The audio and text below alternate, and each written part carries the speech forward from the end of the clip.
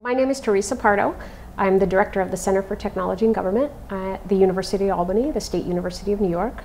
I'm also a faculty member in Public Administration and Policy and in the College of Computing and Information. So, easy first question. What compelled you to accept this invitation? Wow. So I'm here in large part because of the opportunity that I've had over the years to get to know Beth Novak. First meeting I had with Beth Novak was at the White House Conference Center, talking to her about how do we build capability within the federal government to actually respond effectively to the Open Government Directive. And so since that time have been really part of the peanut gallery, as well as the implementation team, I think, for a new agenda in open government research, understanding both how important it is to support this kind of work, but also how important it is to be a part of the community that is making a difference, that's making these kinds of things happen. So I came here to this particular conference as part of the original launch network to continue to do this work, to continue to define what do we need to know and how do we translate that knowledge into practice so that governments can become more open, more efficient, more effective. So this one's off the sort of the list, but why now? Why is this so central today? Like, what is fundamentally different about this moment or compelling about this moment that this is where so much intellectual energy and drive and passion is being fed? Why? Okay. So I think we're in the position that we're in right now for a lot of really good reasons. So I come from the Center for Technology and Government. We've been doing work in this area for 20 years.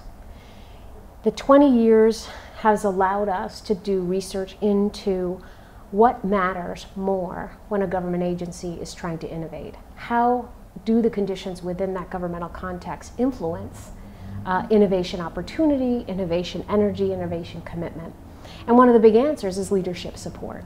So what we have now here in the US, in the cities and the states of the US and around the world, is an entirely new level of leadership recognition of the potential of technology to make a difference in terms of the governmental process, in governing the opportunities that are available to citizens. So I think seeing this environment now, we have 20, maybe 30 years of research into IT innovation in the governmental context. But what we also have now converging together with that research and a lot of deep pockets of experience and practice is tremendous leadership support for the kinds of changes that new technologies, that new insight and understanding about government and the use of information make possible.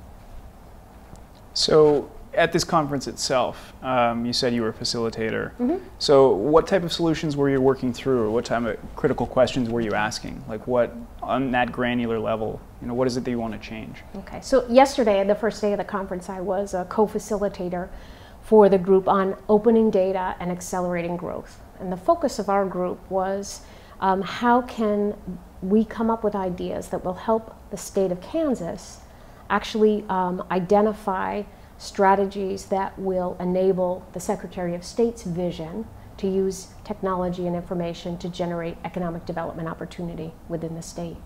And so we had a great group that brought together 4 different perspectives on how to use the information and the energy and the new technology that is available to the Secretary of State to make this happen. So different groups came up with policy frameworks. One group came up with basically a My Data portal for businesses in the state of Kansas. And so we had a whole host of ideas, policy, management, technology, some apps, mobile apps that were actually developed and are on display to support the efforts of the state of Kansas, but then also to generate some general possibilities. So the tools that we had visioned for the state of Kansas had tremendous utility beyond the state of Kansas. So that was what my day yesterday was about, was helping this group of folks come together around the possibilities that they might be able to create together and present to the state of Kansas.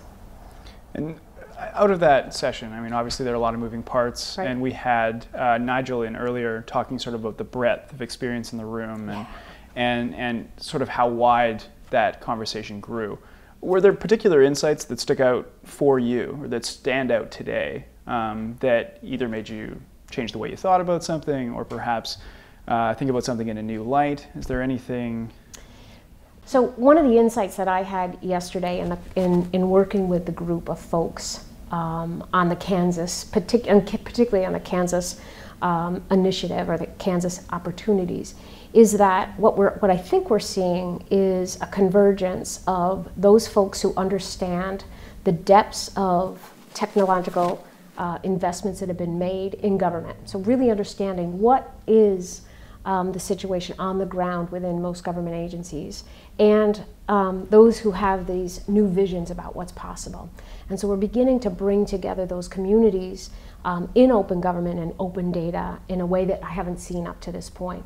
And so the open data community is beginning to understand we really do need to know what's going on inside of government with respect to the processes associated with collecting and managing data, and how can we bring an understanding of the need to make that data accessible to the workaday business of government data management. And then also I'm seeing government data managers having a new appreciation for how they can contribute to the open data and open government movement. And I think that's a really great thing for us to be connecting the dots between what these people do inside of government and what the possibilities are with respect to open data, both inside and outside of government. Right. So the third sort of piece of this puzzle is the citizen engagement element. So how interests and incentives are sort of funneled into that system and then hopefully up towards decision makers in important positions.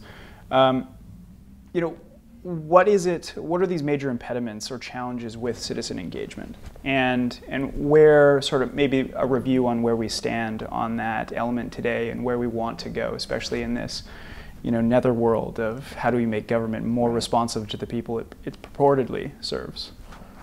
So one of the really important questions that I think was articulated by one of the groups that I participated in today on the second day was how do we understand when the crowd is wise? And how do we understand the impact of access to data on the wisdom of the crowd? And so expecting that there's this, we expect citizens will engage. We expect that they will add value to the political process, to the decision-making process. And we expect that they will use information that's newly available from government to support that process.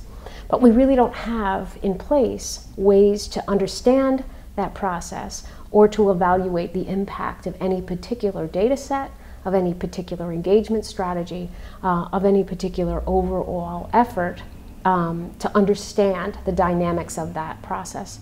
So we have pockets of research, and I think those are really wonderful things. But what we really need is a more general understanding of how we can use these various assets to increase the capability, the opportunity that citizens have to participate, and ultimately create more informed policy and more satisfied citizens.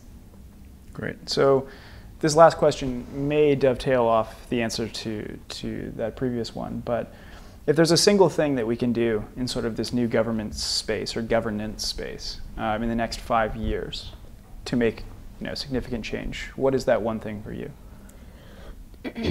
So to make significant change over the next 5 years, I think there's a lot of things that we can do.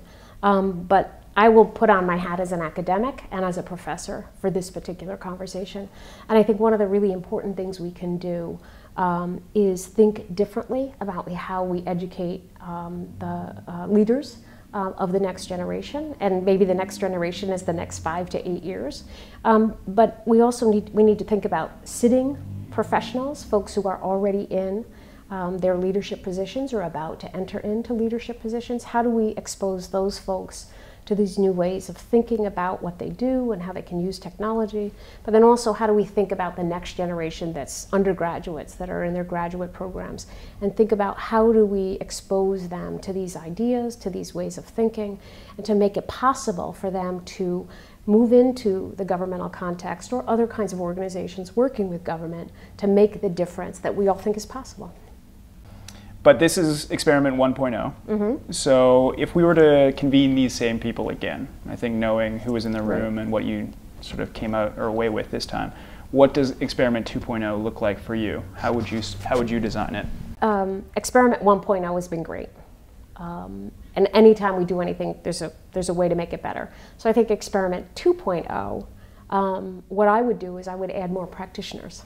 I think there are wonderful opportunities for practitioners who are already committed to what's happening here, who could bring insights to the conversation. And so I would probably bring more practitioners to the conversation, and I might also invite practitioners and others like myself to bring more students.